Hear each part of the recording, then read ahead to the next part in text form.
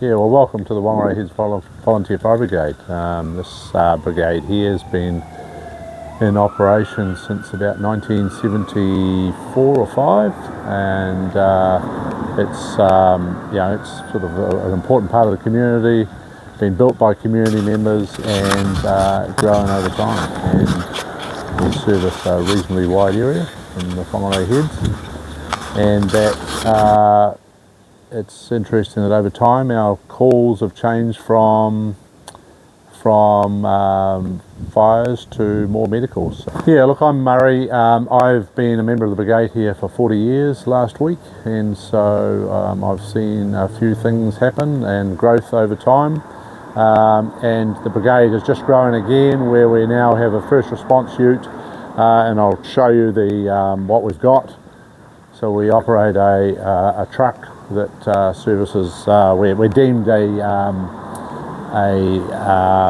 urban brigade, so we work on hydrants and same as what you would get in the city.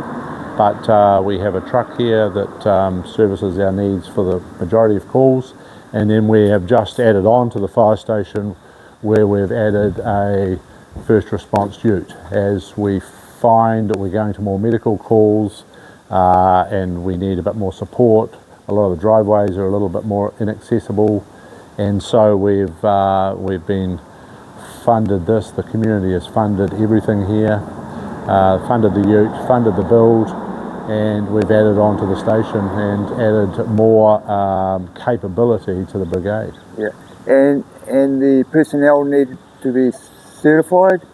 Yes, so the personnel, we've got 22 brigade members here, and the majority of us are first response trained, so we do a training every 6 months to make sure that we're certified for first response capability, which is over and above our fire service training and what we do for that. So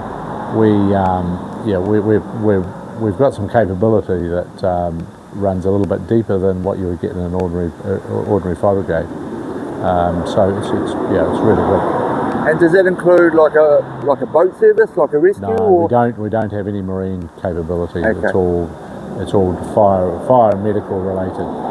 Yeah. And so we're kitted out with some pretty cool kit in terms of medical response, and we can do things that a normal first aider can't do. So we are able to actually stabilise and support and prevent life lost as we're waiting for the ambulance to come. Oh. So it's a really good capability. Right, let's have a look, man. So with our ute, it's kitted out with the same radio, sirens, lights that you would have on the truck. It's a secondary response vehicle. It's not the primary response vehicle, but it's set up with a range of equipment and medical supplies. So we've got a little bit more of the rescue type equipment where we can stretch people out of hard to get places. We carry life jackets and wet weather gear that if we're around water that we can keep ourselves safe, although we do not have water capability. Yeah.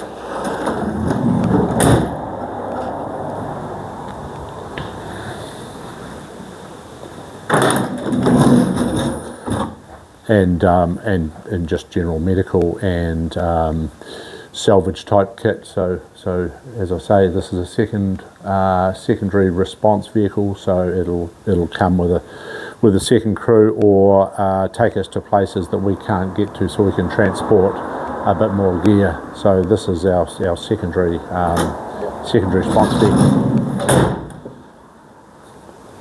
And then we have our primary response vehicle, which is set up with your normal water pump capability, and then also has a lot more medical response. So as you see, we have the same kit as what you would see in an ambulance, and so we have the same layout as an ambulance, the same kit as an ambulance, and we can do things that that ambulances can do to get a patient in a stable form where we can hand it over to ambulance so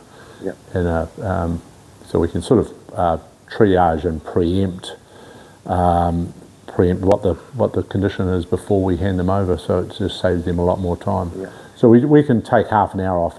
We can wait for between half an hour and 2 hours for an ambulance to come. So how far out of the main centre are we here? So we're about 35 minutes away from the city centre, which the ambulance responds from. But depending on what they are doing, we can wait up to 2 hours for an ambulance to come. So we play an important role in terms of stabilising the patient, recording their symptoms and their ops, and then handing that across. And we're there if we need to do any more. Yes, fantastic. So the truck's kitted out with the same type of gear that you would see in a normal station, with pumps, pump capability, hose capability, stretcher, and we carry water. So we can. This is our primary firefighting response vehicle with BA sets, and we'll carry six personnel. So we respond with a full crew. A full crew, yeah. And what is the percentage of, say, your annual medical calls like versus? So our annual medical calls are running around a little bit over the 60% mark. Yeah. So 60% now are medical calls. So we would run at about 125, 130 calls a year. Yeah. Okay. And 60% of them are medical. So it's quite high. Yeah. And it's just the changing nature of our community and the distance from help that we have responded to the call to more medical type response. And is that typical for a lot of isolated volunteer? Yes, I think we're seeing a lot more medical calls as the ambulance becomes under pressure to man and respond. There is a lot more requirement for rural communities to look after their own and respond to more medicals. Yeah. But there isn't that many brigades that are fully first response trained. We have gone to the next level, so all of the brigades are first aid trained, so they can do CPR and basic first aid. But we are trained to the next level where we can inject drugs and some drugs under the guidance of a clinical help desk. So we can treat a lot more because we're trained to a high level. Yeah. And so we play an important role in that time frame between someone becoming ill or having an accident to the time the ambulance gets there, and all that time saves lives. Straight. Oh, okay. It's pretty straightforward. That safety gear. Yeah, and as you can see, we carry a lot of safety gear. It's always difficult that we have a standard list of kit we carry on the fire appliance, and so we don't you don't want to overload the thing and carry things you don't need to carry. And that's the beauty of the ute. We can carry a little bit of kit in there to support this truck. So this truck is the primary response vehicle. It will respond first with a crew, and then the later arriving crew or personnel will hop in the ute and follow if needed. So that's how we're operating. So we are trained to a level that's sort of servicing fires, motor vehicle accidents, medicals. We can do a range of things, capabilities. And the personnel that volunteers here, are they very local? Yeah, everyone is local and have to be local. So the furthest distance anybody would have to travel would be 15 minutes. Okay. 15 minutes away, so the closer the better. We have fire and emergency have a turnout time, so you're expected to turn out within a time frame, and so we need people reasonably close to meet those standards of cover. The other thing is that we're a community that has a number of people that work within the community, so they can respond and leave their workplaces to come.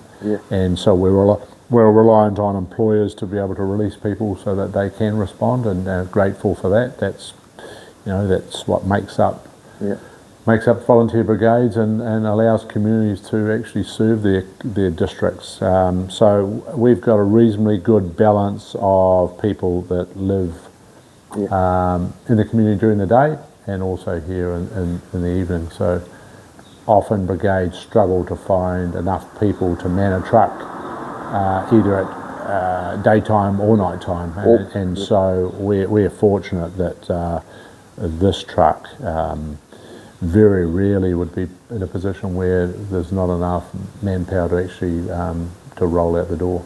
And do you find it easy to entice young men and women? Yeah, we've got about 3 new recruits here at the moment that are going through their process of training and getting ready to go to their full training.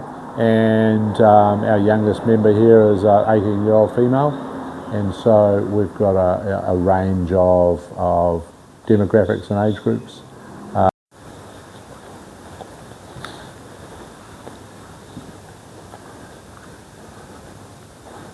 So we're fortunate that when we put the first response unit in, we had an addition added to the brigade in terms of this building.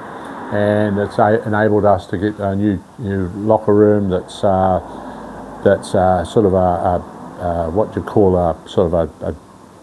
your dirty room, if you like, where you come and get changed and nothing contaminates the areas that we meet and train in. So this is our locker room. This is where everyone comes on arrival. They'll come when the siren goes and get kitted out with their kit, which is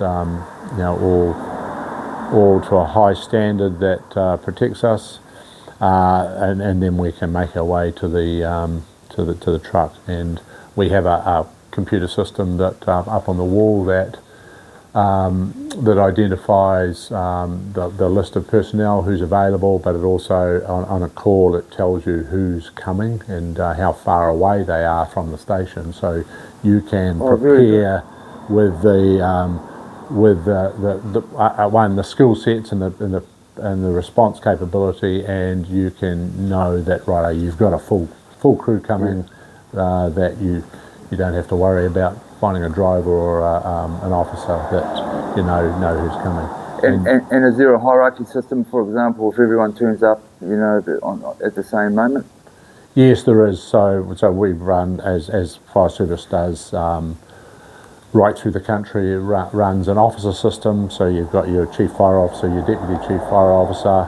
You've got your station officers, which are they sort of run the group of people in terms of training and have a leadership capability. Then you have senior firemen and new recruits. So and then we have operational support. We've got 3 or 4 operational support, which is the blue hats. They are people that aren't fully trained to respond to the frontline incidents, if you like, the fires and but they have training capability to support the brigade in terms of traffic management, medicals, driving, that type of thing. So they are just as important as somebody who's frontline. So there is a hierarchical system, and there has to be in terms of that structured approach to an incident, and being able to direct the traffic, if you like, and make the decisions around how the call will be responded to. But if there's no senior officers, then it just drops down to the next layer of senior firefighters. or station officers that someone needs to take charge and control of a call. So as long as if you've got someone with the capability that can actually run an incident and also manage the troops, then they sit in the hot seat, if you like. Just tell me how the gear is funded. Like, for example, this kit that we're looking at now. Yep. Is it the everything is funded by Fire and Emergency New Zealand, yeah, which comes through fire service levies that they obtain. So they do it through government funding and fire service levies, which fund the station. They own the station, they own the trucks, they own all the infrastructure and plant equipment right through to our gear. So they fund all of that. I mentioned earlier that the community has funded the extension to the brigade and a first response vehicle. Right. Now that is, I wouldn't say it is reasonably rare, but we were requiring something additional to what we had that sits outside of the fire and emergency complement. So therefore the community funded that piece of kit. So this building, the addition to the original fire station and the truck and the fitting out of that truck has all been funded by the community and gifted to fire and emergency. Well, that's incredible. So that is outstanding. It's how our community has valued us as a brigade responding to first response and medical incidents. They have valued that to a point where they're prepared to put their hands in their pockets and come up with a significant amount of capital to build an addition and give us extra capability. So we are forever grateful to the community for doing that. You have you have social activities, Christmas for the kids, and yep, we do. Yeah. So the social aspect and the camaraderie around that's really important, and it's more about culture, developing culture. Yep. You've got a team of people again from the community that are brought together with the same interests, yep, and the culture that actually pulls them all together and generates what is really the strongest part of a brigade. It's all about the culture. Yeah. And so we have Christmas functions, kids functions, just general catch-ups, yeah, and also after training. So it's all about building a culture. So we have on entry we have office with our sort of computers and control and radios and things. Yeah. It's sort of the office space that the senior firefighters and chiefs use. Yeah. And then we've just got a social room that where we do our training, like a lecture room. Okay. Training and a kitchen. So that's that's the brigade really. What are the what are the challenges that you see coming up? I think the challenges are the demographics of the community is changing. Yeah. The size of the community is growing. The demographics are changing. As I say, we've seen this change to more medical first response. So we're doing now more the role of an ambulance. Yeah. And when you think about that, and fire emergency is funded by fire insurance levies. Yeah. Medical calls aren't covered in that. So that's one of the challenges that not necessarily we have, but we have as a entity is how do you continue to fund things that are really valuable but are actually not part of the funding mechanism. So that's one. Climate change and whether you believe in it or not, it is a fact that things are changing. Yeah.